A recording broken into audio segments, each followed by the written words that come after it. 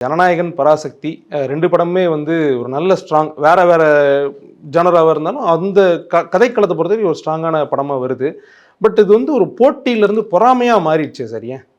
போட்டியிலேருந்து பொறாமையா மாறி, பொறாமையிலேருந்து வன்மமா மாறிடுச்சு. சண்டையாவே ஆயிடுச்சு சண்டையாவே கிட்டத்தட்ட. ஆயிடுச்சு.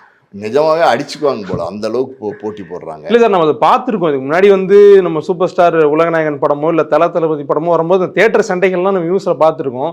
இதுவே கிட்டத்தட்ட அந்த மாரியான ஒரு சண்டையா வந்துருச்சே சார்.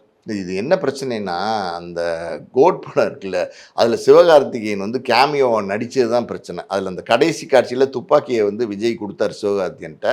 விஜய் குடுத்த துப்பாக்கிய சிவகார்த்திகேயன் கையில வாங்குனது தான் இப்ப பிரச்சனை. இப்ப வந்து அந்த ஒரு காட்சி மட்டும் தான் வந்து அந்த படத்துல அது படத்துக்காண்டி வந்த காட்சி. அது வந்து உண்மையான சம்பவமும் கிடையாது.